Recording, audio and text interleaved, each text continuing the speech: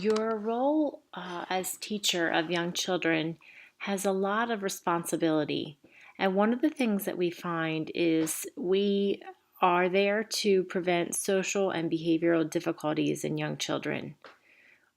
Research shows us that early intervention in social problems and behavioral problems is more efficient at remediating than coming back later on as they're older in life.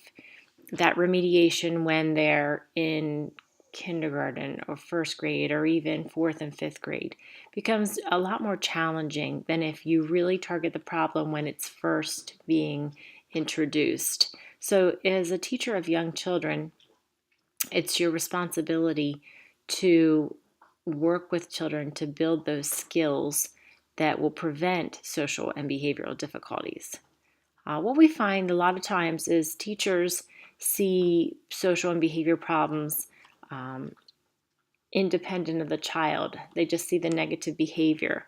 And unless a teacher approaches problems correctly, we won't have this remediation happen. We will just have a child that develops that negative um, sense of self. And we also find that teachers who think children will outgrow behavior problems, it's not always the case. Now, let's talk about this because when I think of this, I think of my youngest daughter.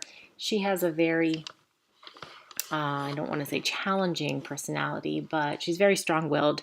And when she was 2 years old and 3 years old, at home, not at school, but at home, we were seeing a lot of challenging behaviors, which if you're a parent, you can probably sympathize with this, those terrible twos and terrible threes. But hers was just a little bit out of the ordinary, very different than my other daughters. And at a pediatrician visit for her well checkup, I said, "Do you think she could be oppositional defiant?"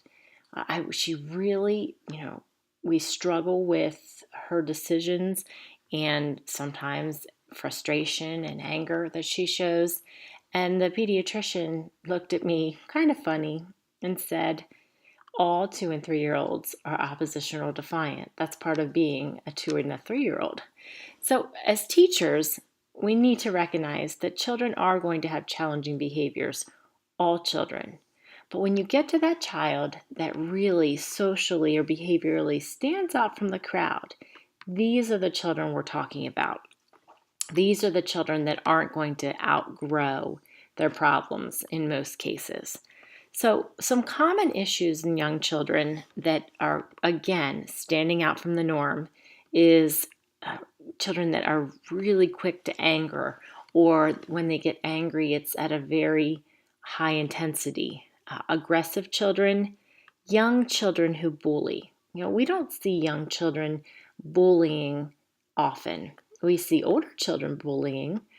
We see young children who are worried about themselves instead of others, and this is, a natural part of development. But children that really go out to be mean, if you see that, that's definitely an issue. Children that have ADHD, again, that's a hard one to diagnose with our youngest learners because they have a lot of energy. But again, standing out from the rest of the class. Autistic students, and again, that oppositional defiant.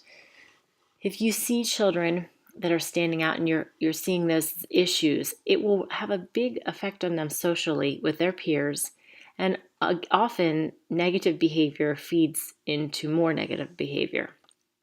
So, as the teacher, you need to know how to approach the problems and remediate so when they get older and they haven't outgrown this, we don't have to worry about remediating a child that is so developmentally different than their peers.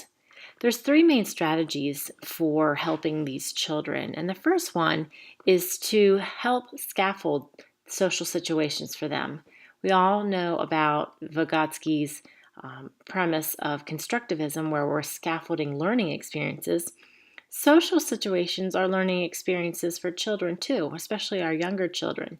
So we need to put them in situations and we need to gradually release our support to them and help them out in making positive decisions and showing them what to do and walking with them often.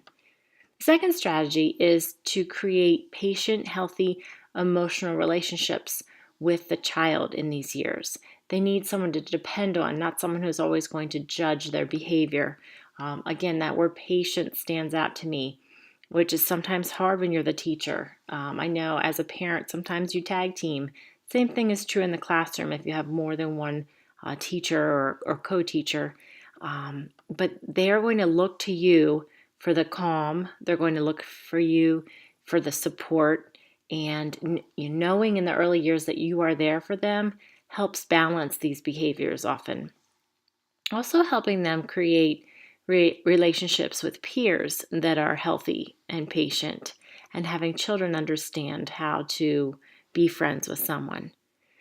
The last strategy is, although we talk about scaffolding social skills, sometimes you have to not just walk along and kind of guide them. Sometimes you have to explicitly teach social skills. And this is going to be to all children. But the children that are struggling the most, you want to involve them with their peers in role playing. So get them in situations on a good day when they're not struggling and help them walk through with their peers. What would I do in this situation? Or sometimes watching their peers interact through role play, they can make the connections to their own relationships. But when we find these children that are very early having social and behavioral difficulties, we definitely want to be proactive as teachers and work with them. All students will benefit from these three strategies, but our students that will struggle the most, we need to reach out and make sure that this is happening often, every day in your classroom.